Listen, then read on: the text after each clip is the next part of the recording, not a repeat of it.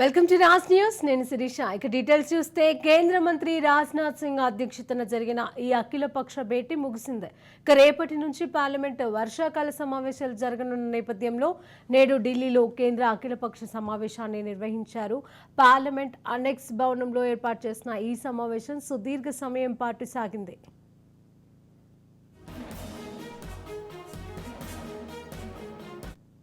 రేపటి నుంచి parliament budget సమావేశాలు ఉన్నందున సహకారం అందించాలని కేంద్ర ప్రభుత్వం విపక్షాలను కోరింది. ఇక బడ్జెట్తో పాటు పార్లమెంటులో ప్రవేశపెట్టే బిల్లుల జాబితాను కూడా కేంద్రం విపక్షాలకు అందించింది. ఇక రేపు ప్రారంభం కానున్న పార్లమెంట్ బడ్జెట్ సమావేశాలలో విపక్షాలు నీట్ పరీక్ష వివాదం, మణిపూర్ హింస, ధరల పెరుగుదల, నిరుద్యోగం తదితర అంశాలపైన చర్చకు పట్టుబట్టే అవకాశం కనబడుతోంది.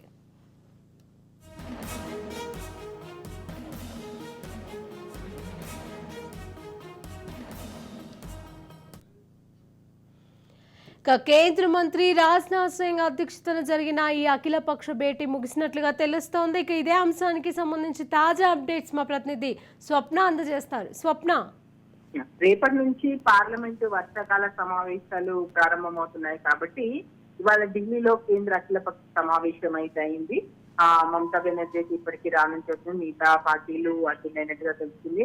అండ్ పార్లమెంట్ అనెక్స్ భవనంలో భేటీ సమావేశాలకు సహకరించాలని చెప్పేసి విపక్షాలను కోరింది కేంద్ర ప్రభుత్వం. సో దీనికి సంబంధించి కేంద్ర అఖిలపక్షం భేటీకి సంబంధించి అంటే రేపటి నుంచి జరుగుతుంటాయి కాబట్టి ఎన్ని రోజులు కండక్ట్ చేయాలి, ఏ విషయాల మీద చర్చించేటువంటి అవకాశం ఉంది, ఏ విషయాలు అంటే ఇటు విపక్షాలు కానీ ప్రధానం మనకు అధికారంలో ఉన్నటువంటి పార్టీ దృష్టికి తీసుకెళ్లడం, ముఖ్యంగా సమావేశాలకు సంబంధించి ఎందుకు వస్తున్నారు.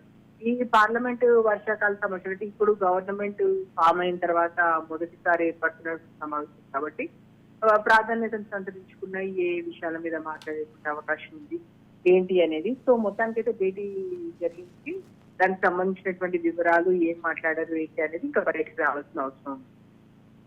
Right, thank you Swapna.